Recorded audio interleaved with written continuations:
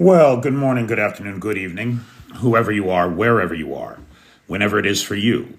For me, it is just past midnight on Wednesday, February the 5th, 2025, which makes this the news for Tuesday, February 4th, 2025, day 1077 of Vladimir Putin's war of aggression against the people of Ukraine. Hey, super user. Hey, Michael. Hey, T-Bone. Hey, Clay, Mountain Man, how's everybody doing tonight? So, guys, the peeps are coming in, and this is the live at 5 from Kyiv. I'm coming to you live from this major European capital that is currently under siege. We're currently under an air raid alert as well. Hey, Aiden, how you doing? How's everybody doing? Hey, Bakhmut. Hey, Bjorn. Hey, Jerry O. Ferris Design from Rhinebeck, New York. Ferris Design. What do you do? Metalwork? Hey, Jay. Hey, Bjorn. Hey, G2.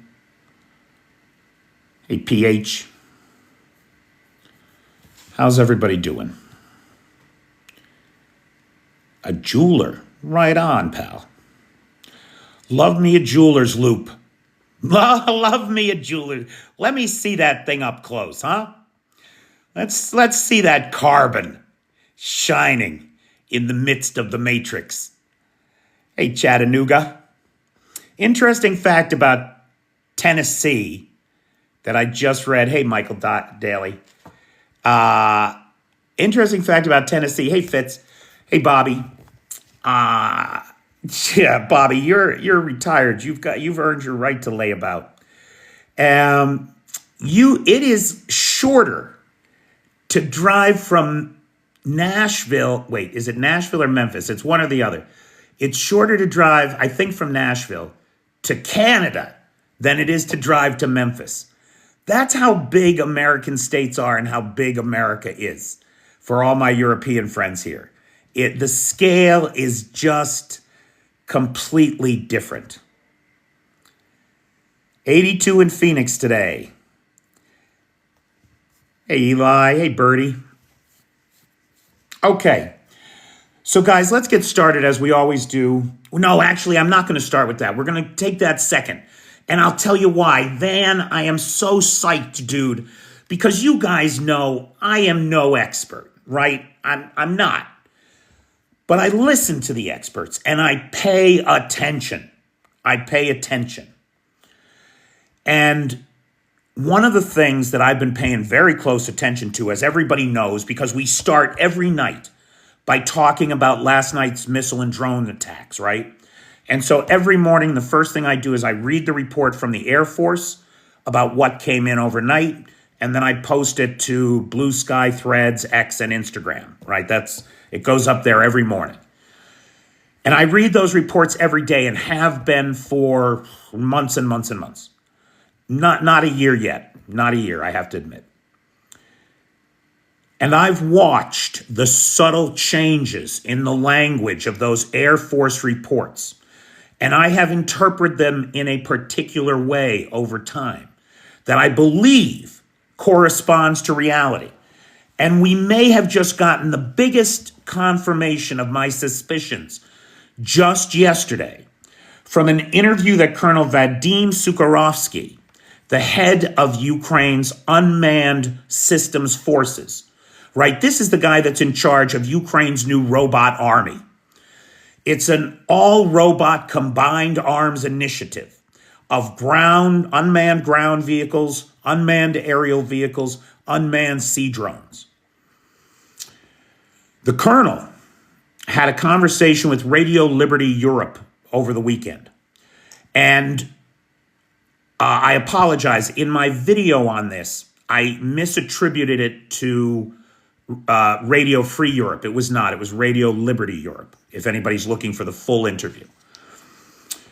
And Colonel Sukharovsky said a number of things about drones and drone warfare in this interview.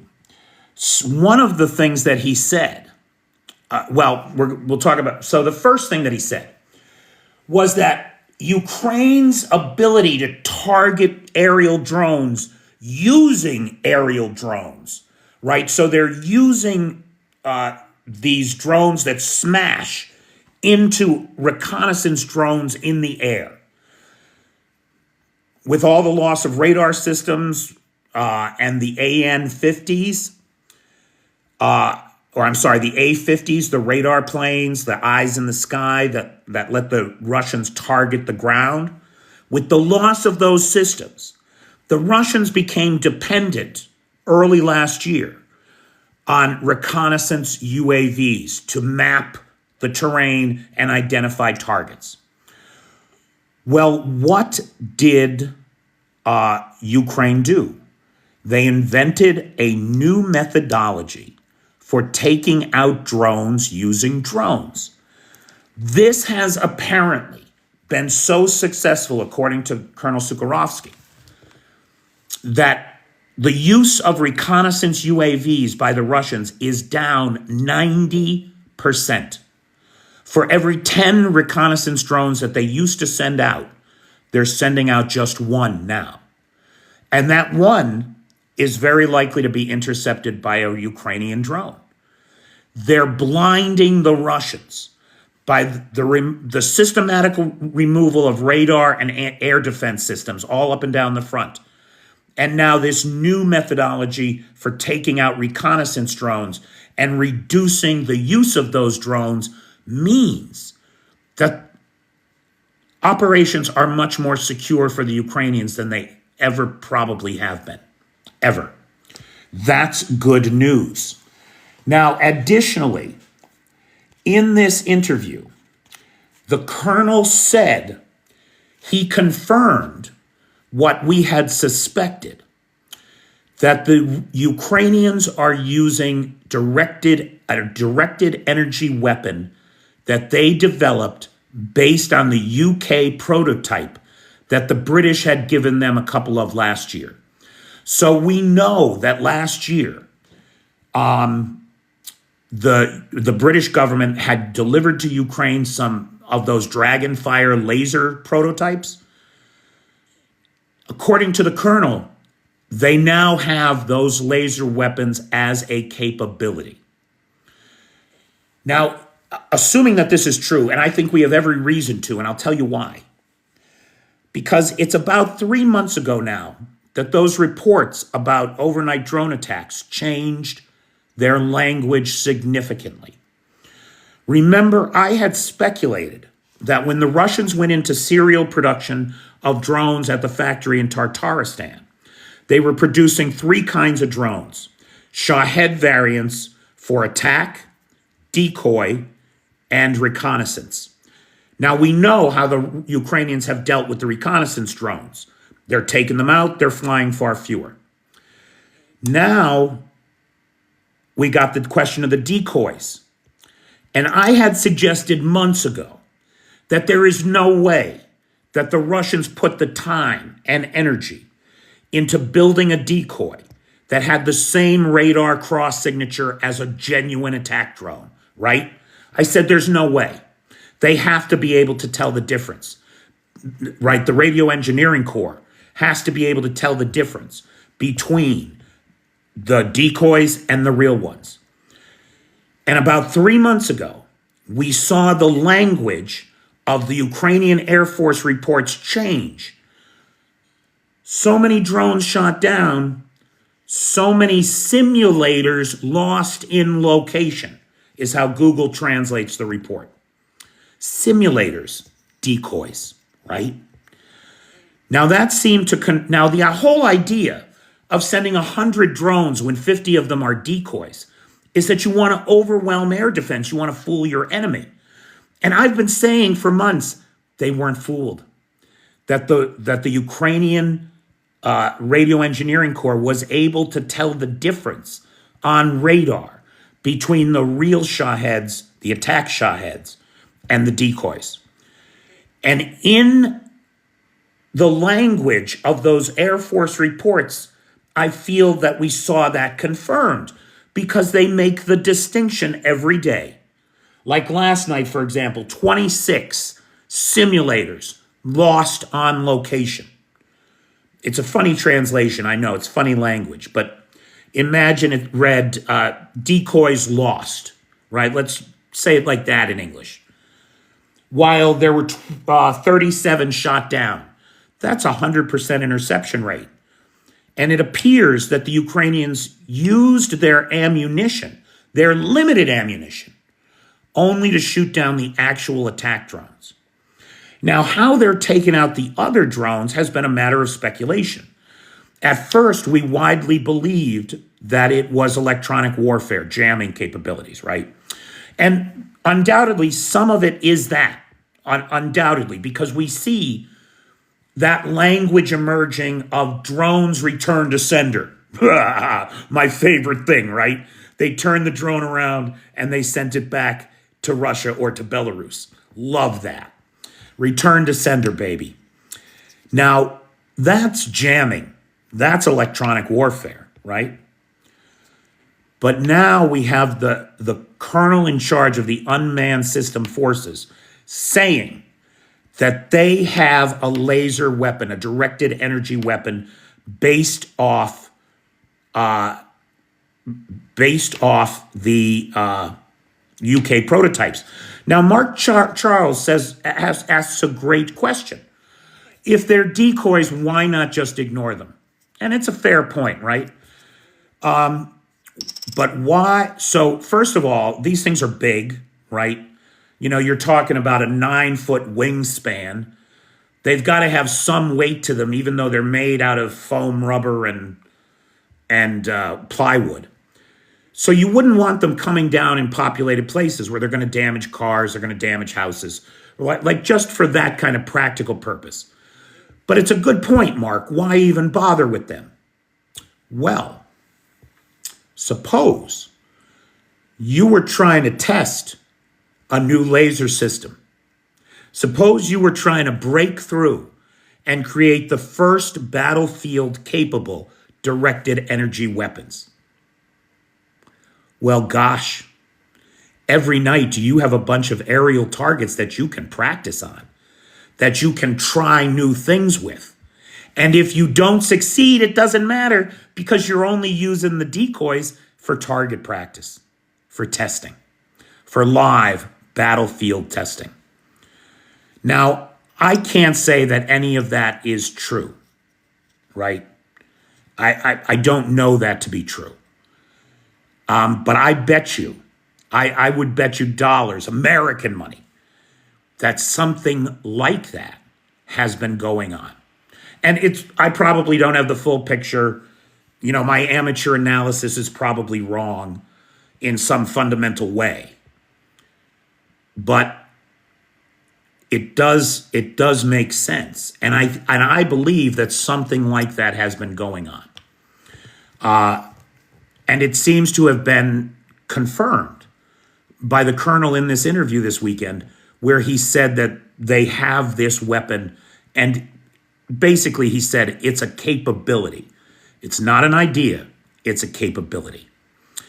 Well, the thing is, Neil, you can't actually see them, right? Like the laser doesn't function in a band of light that you and I can actually see. I mean, I guess you could probably, like on a foggy night, you might be able to see some of the refraction. But it's basically invisible, which is another interesting aspect of it. So I felt good. I did, because the last couple of weeks have not been great weeks for me. I've been sick too. And when I heard this interview,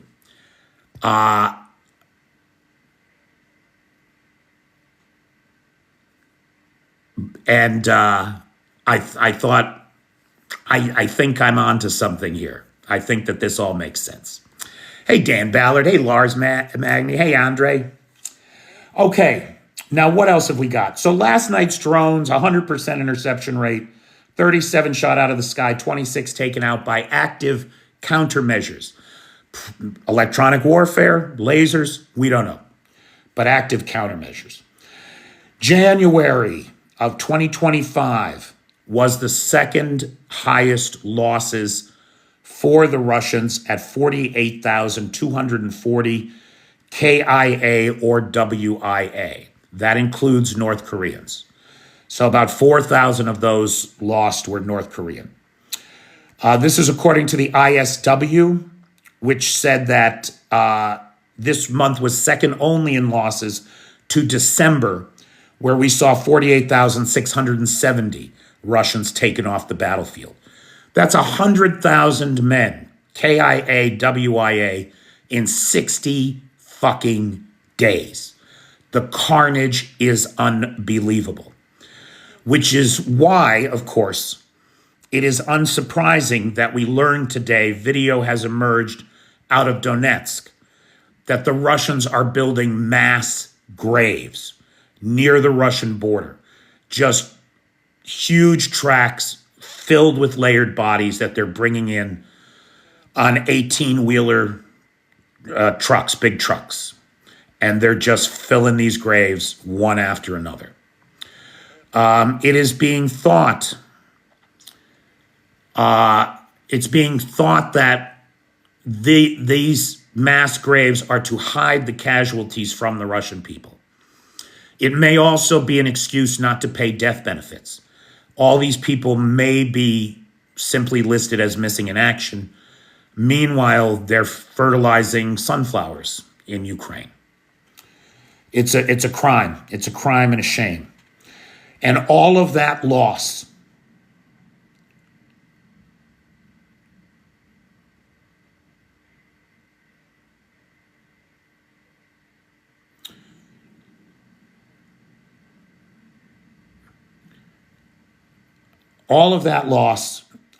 air defense is active. All of that loss, 100,000 men, resulted in Russia capturing 498 square kilometers. 498 square kilometers. That's 97 men, an entire company, for every square kilometer. I just wonder...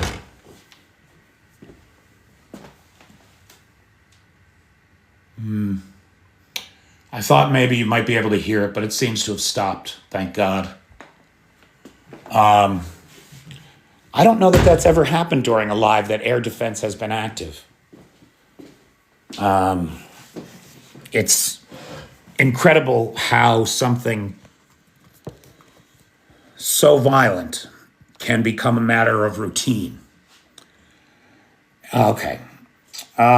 So let's see. 97 men for every square kilometer. I think that's obscene. I think it's obscene. An entire company's worth of men. Hey, Steve with a V.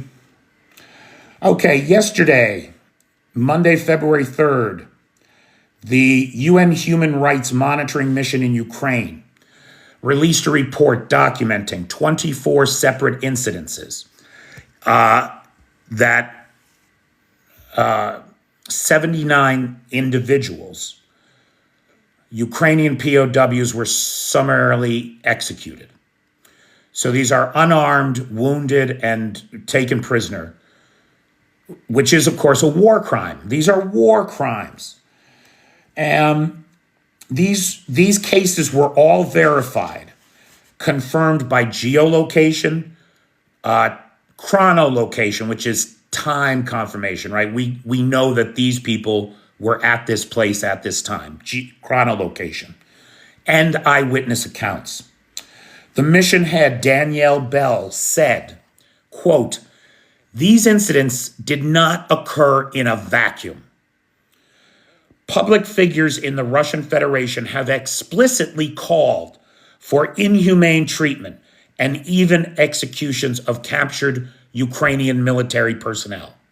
She went on to state, quote, "Many Ukrainian soldiers who surrendered or were in physical custody of the Russian armed forces were shot dead on the spot. Witnesses also described the killings of unarmed and injured Ukrainian soldiers," end quote.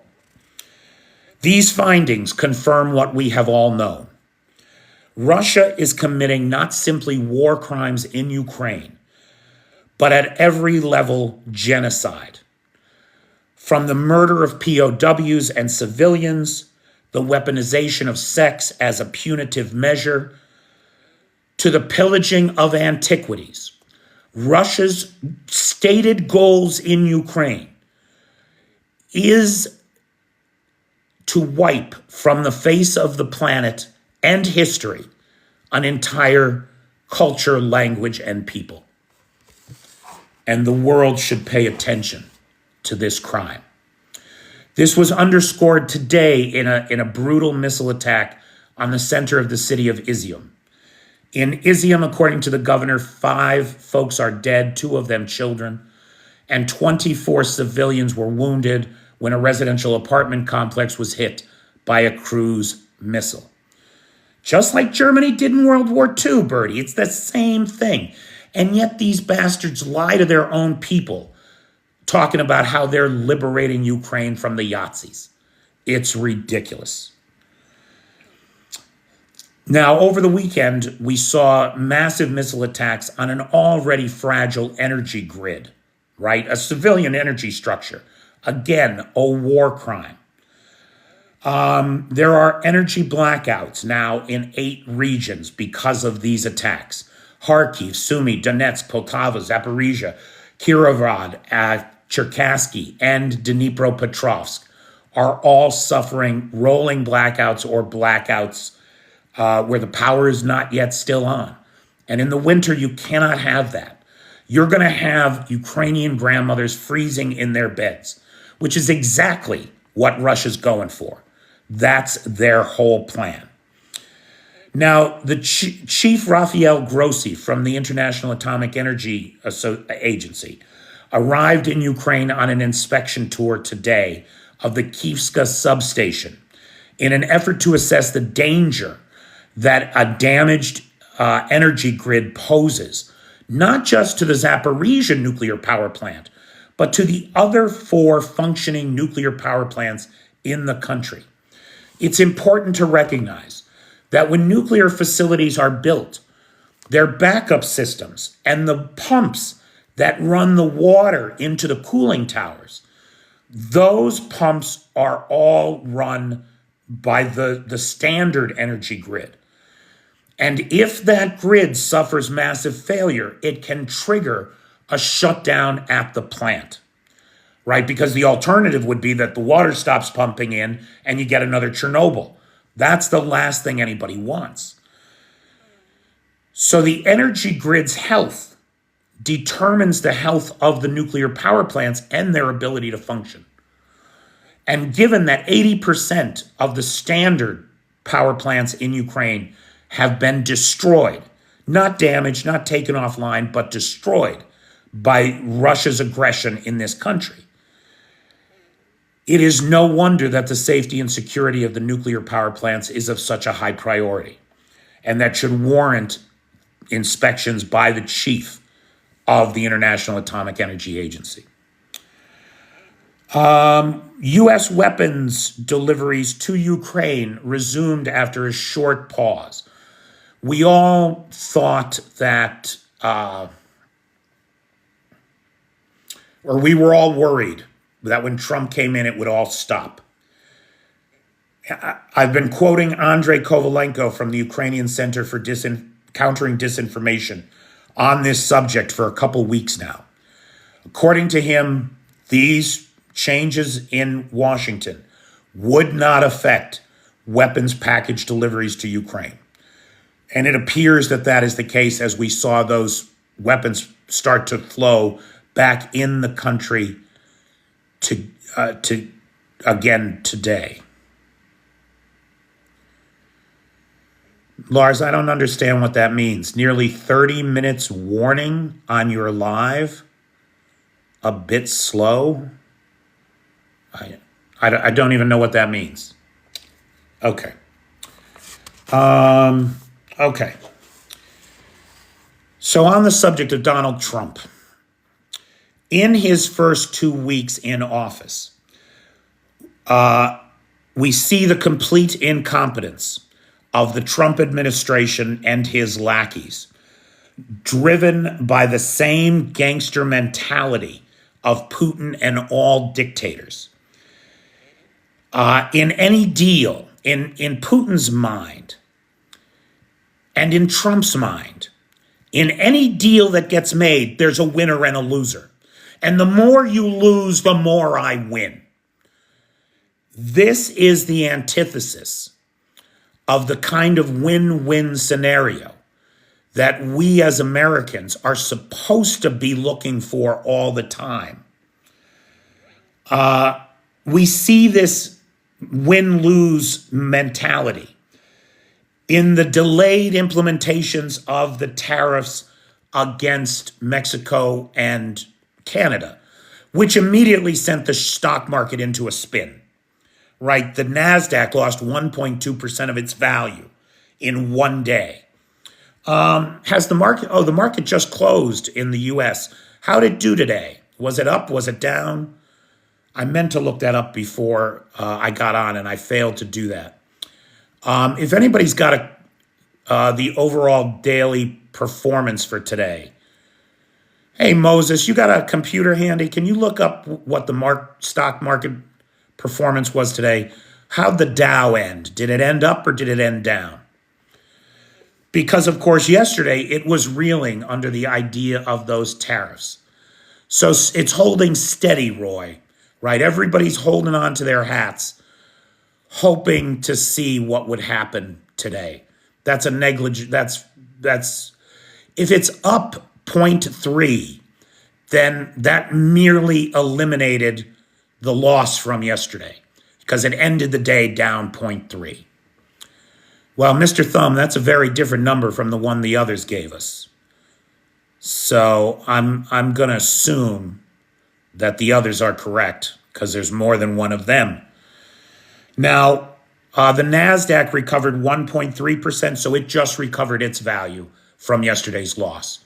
So things are holding steady. Roy, is that supposed to be the S&P 500?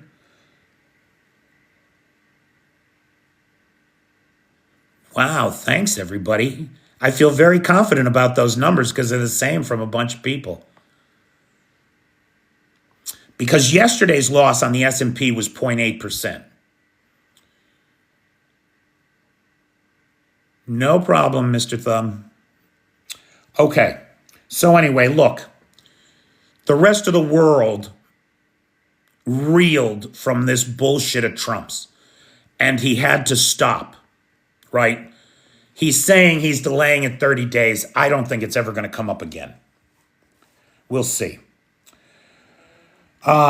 This whole mentality of his ignores the greatest skill, the greatest virtue of our species, our ability to collaborate, to work together, that two heads are better than one, and to create win-win scenarios where everybody wins. Americans believe quite rightly that the richer everybody is, the richer everybody is. It's just that simple. And that if we all win, we're better off.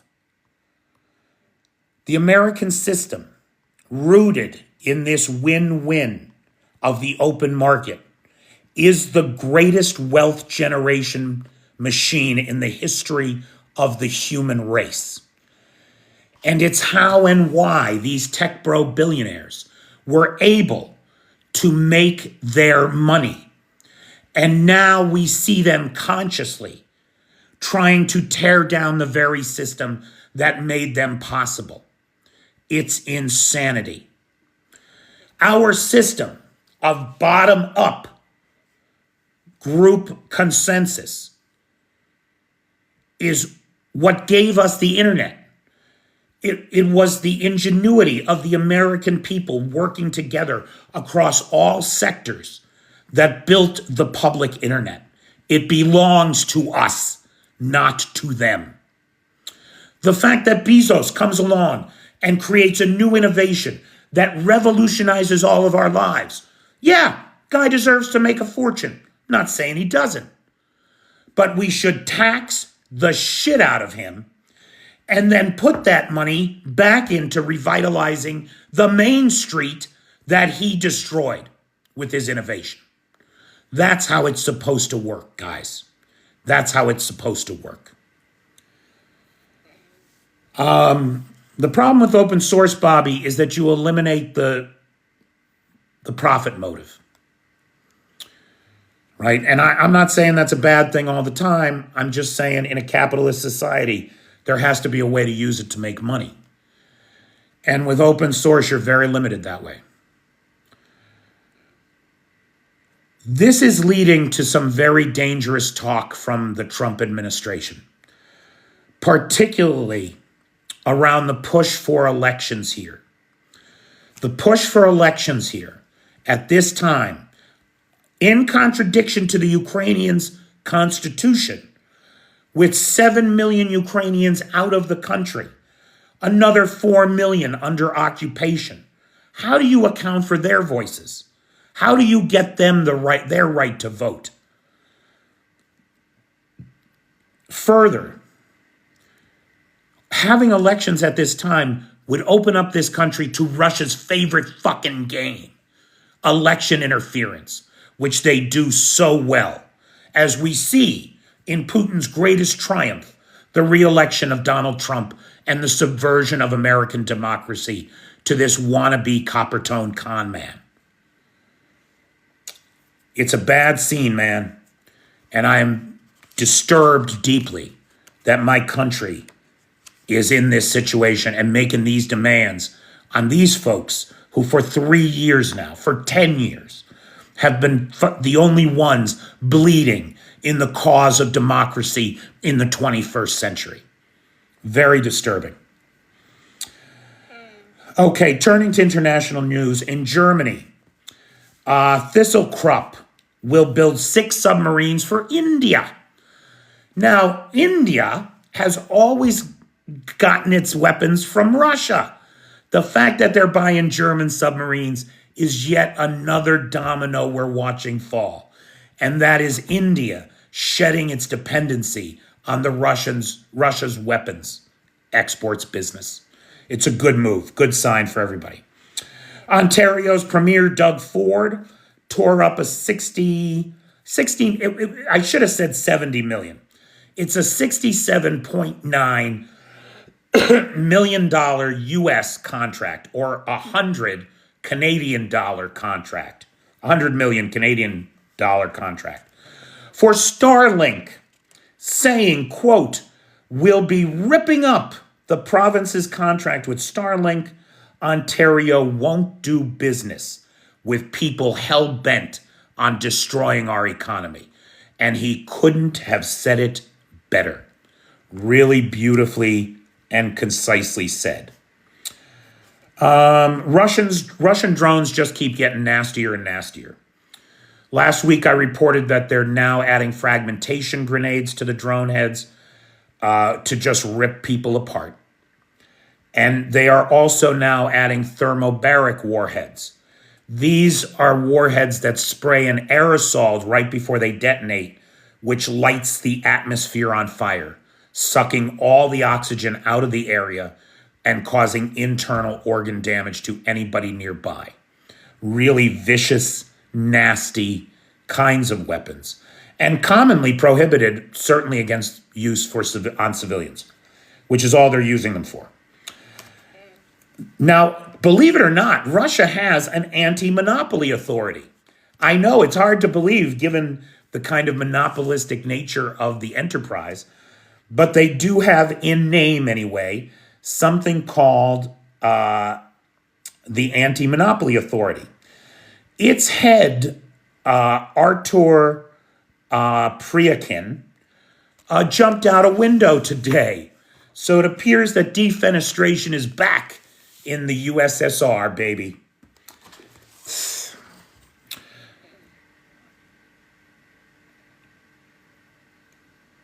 The drone battalion Achilles, operating in the Kupiansk direction, has created what the Russians are calling the road of death.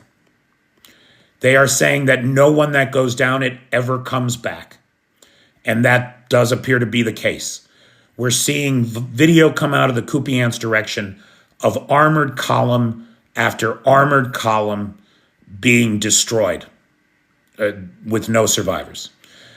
The nature of the terrain there, the nature of the warm weather, which means that everything is boggy and muddy and they have to use roads. They can't go off-road, means there's only one pathway to the front, to the contact line. That 15-kilometer road is covered on both sides, from both sides, by Ukrainian FPV drone battalions, the Achilles battalion in particular. And they are wiping everything that comes down that road out day after day. All right, that's it for me. Those are the headlines from today, to the best of my knowledge, what's I thought was important going on in the world. If I missed something or if somebody wants to talk about something else, now is a great time to bring it up. I want to thank Arn and Blue Ariel Silkor, the sponsors of tonight's live. Thank you, guys. Hey,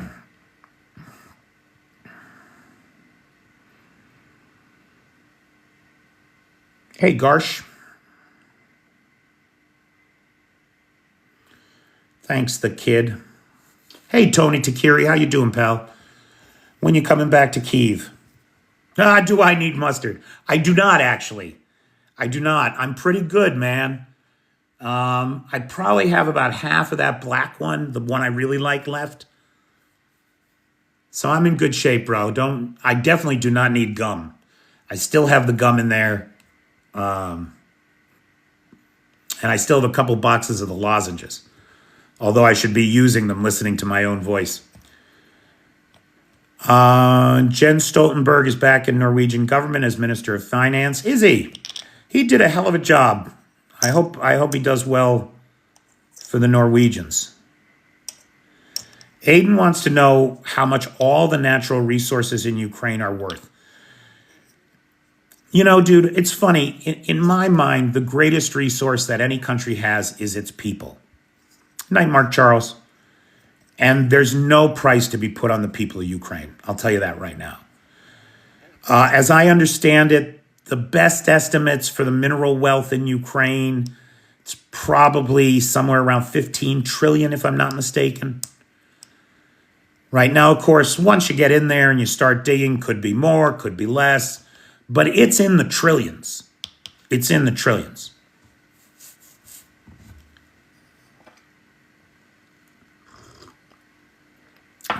And it's very distasteful to me. Somebody, I forget who, I'm sorry, if you're here tonight, raise your hand. Roy, I don't know. Is helium like a resource here? That's very interesting if that's true. I don't know that to be true. Now, somebody commented, and I wish I could remember who it was because it was a great comment. So if you're here, raise your hand, take credit.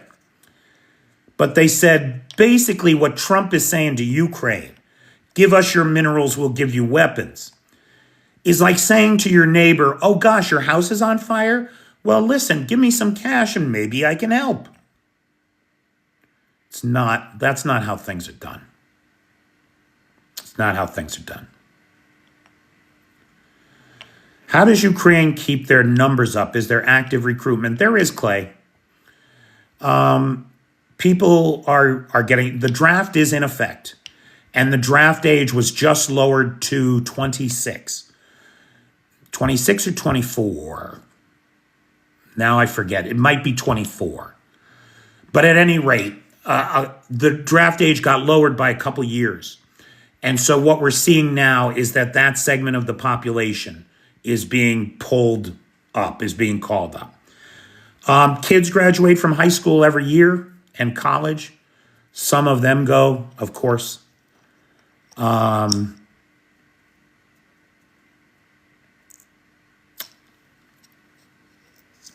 It's very hard for me to say how real the manpower shortage is in Ukraine. And I say that because there are millions of Ukrainian men of service age who could be drafted. And yet there doesn't seem to be much of a push. I mean, I know we all see those stupid videos of people being dragged away in vans, right? I'll tell you, every single one of those videos that I've been able to verify is either about a guy who was hiding after a draft dodger, right? He got his call-up notice and then chose to go into hiding. So he's a criminal. Or they're actually just criminals, where the police are picking them up for drug charges, domestic violence, whatever. I am unable to verify any forced recruitment in this country. I'm not saying it's not happening. I'm just saying that I am unable to verify it. And every single video that I have been able to verify has proven to be a national police action against a wanted criminal or a Tetsika action against a draft dodger. So I don't see, I'm not saying it's not happening. I would love some evidence that I wouldn't love the evidence. But if it is happening, I would like to see some evidence of it. I don't see it. And Bobby, to the best of my knowledge, at the age of 18, you can join the military here, but you are not required to. And I'll tell you, for anybody that understands human maturation, that our brains don't finish developing until the age of 26, setting a recruitment age of 26 when the brain has had a chance to fully form means that you're going to have people after the war who stand a much better chance of recovering from the trauma than if the trauma happens when you're still in development.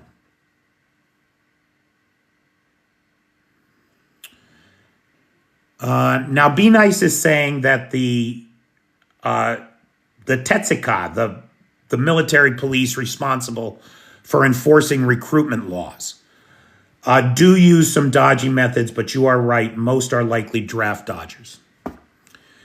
I know a lot of, right, like because the average age of the soldier is like 42 in Ukraine, a lot of the people that I interact with are in the draft age range, in their late 20s, early 30s. And those people all went to school with people who are the same age. So they should all know people that this has happened to. And nobody can point me to a single person that was forcibly drafted in the way that the Russian propaganda would have you believe is happening. I cannot find one. And I've actively looked. I mean, I've literally had this conversation with dozens of Ukrainians looking for evidence that it's real, and I cannot find it. CyberDoc, you and me both. You and me both, pal. Okay, what else is going on? Anything? Be Nice is saying the same thing. All right, well, guys, listen. I really have been under the weather. I tested positive for COVID on Friday, and I'm still very much in recovery. I'm still running a little bit of a fever. So if nobody has any questions, Andrew, Russia's already lost. Every stated goal of this operation, they have failed in. Right? They wanted to demilitarize Ukraine. Ukraine is now the most militarized country in Europe. They wanted to limit NATO expansion. They now have NATO up against a new 1,200-kilometer border. Finland and Sweden, baby. They wanted to remove the regime, the ruling regime. The regime is more than ever entrenched. They wanted to turn Kyiv away from the West and to Moscow. Ukraine is clearly facing West. So literally every single goal of this operation is a failure. And they have already lost. Is there a rough total percentage of gas and oil that's offline due to strikes? -2. I don't have numbers for gas, for natural gas, but given the absolute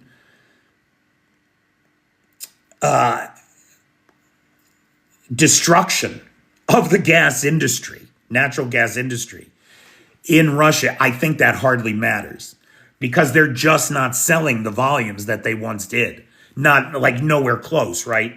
Gazprom had a $7 billion loss last year. So I don't have numbers on gas. I believe the best estimates for reduced capacity, now that Novoshatinsk and Ryazan are offline, is 22%. Somewhere between 15 and, on the low end estimates, 15% to 22% of all refined oil products capacity has been shut down for the time being. Now, of course, they're working on fixing that shit, so it may not last. But right now, it's hurting them. Thanks, Van. Good night, Bobby. Good night, Richard Prexis. Good night, Dave.